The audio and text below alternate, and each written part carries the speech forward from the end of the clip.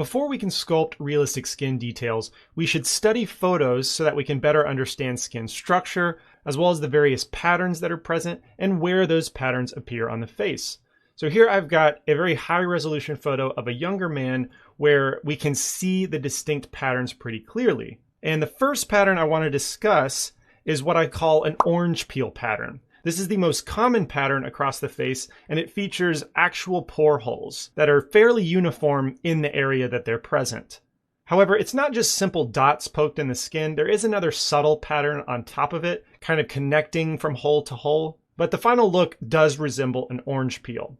And clearly you can see that they're prevalent in the cheek and the nose. We can also see them on the upper lip below the nose and in the forehead as well. But this is kind of the primary go-to pattern for me whenever I'm detailing the head.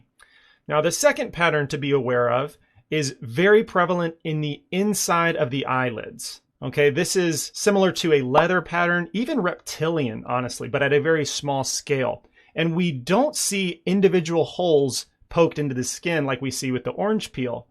Rather, it's more of a crisscrossing pattern of lines that actually create some bumps in between those lines.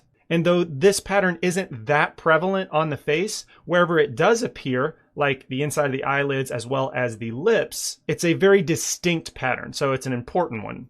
And then third, I want you to notice wrinkles around the eyes. From the crow's feet to the bag under the eyes, there's very characteristic slanted fine wrinkles that we can accomplish in a pattern. We don't necessarily have to sculpt them manually. But this is similar to the reptilian pattern, but scaled up much larger. And similar to this pattern, we also find it most prominently in the lips.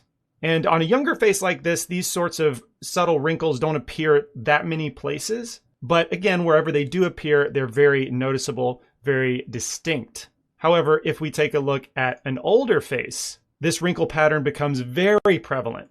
You see it increase in its intensity, like around the eyes especially, but also it starts to creep down the side of the face, into the neck. I mean, honestly, this pattern is everywhere whenever the skin starts to age. And so this definitely makes it a core pattern to be aware of. And then the next pattern is generic bumps that are protruding out from the surface. Okay, so in the case of a man that has a beard or a 5 o'clock shadow, you often see these bumps around the jaw as well as the upper lip as kind of a companion pattern to the actual hair follicles. But then also you see it on the neck, where you don't see that many holes sticking into the skin, but you do see bumps sticking outward. And then finally, not so much of a pattern, but distinct wrinkles that you see in the neck, as well as the laugh lines and the forehead. Also very distinct features to realistic skin, something that we will want to sculpt. Personally, I like to sculpt manually. But hopefully you can see that these patterns are quite distinct, especially when we zoom into the face. But the next question that you should be asking is, are these patterns consistent across all faces? And I would say that the core patterns are pretty consistent, but how they are applied is different and unique to each face. And so we've already seen how that applies to an older face.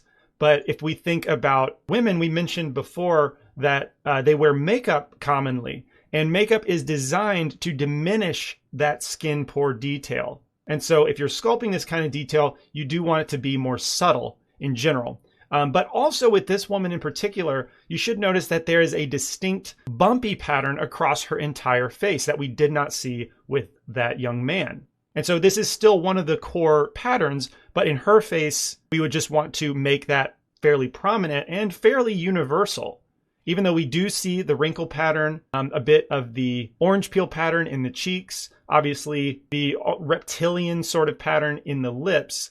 So all of the core patterns are incorporated, but just applied in a different way. Now, if we look at another woman's face, this is kind of the extreme end of the spectrum as far as what makeup is designed to do. I think this has obviously been photoshopped to where virtually all the pore detail has been smoothed over and it looks kind of like porcelain. So a too idealized image, in my opinion, but just to hammer home that a common means to achieve femininity in an image or a render is to make these details more subtle. I don't really recommend removing them entirely. I think that's too much of a departure from realism. Like, this is a photo, but it doesn't feel real because of the edits that have been done. But definitely, you want to make them a little more subtle. Here is what seems like a less photoshopped image, and we still have the same pore patterns, but they're just not as deep. They're not as intense.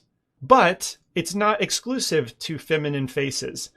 Here we've got an Asian man with similarly very subtle skin details. And so you as the artist are the one who decides how deep you want to make the skin pores, how subtle. In contrast to this, there are also faces with very noticeable skin details, and there's a high contrast in the face and definitely not a smooth complexion. So yeah, this just goes into complexion of the skin, and you as the artist decide, but all of it is based on the core patterns we've already discussed. So now that we have a better understanding for skin structure and skin pattern, we're ready to create some stamps that correspond to these patterns.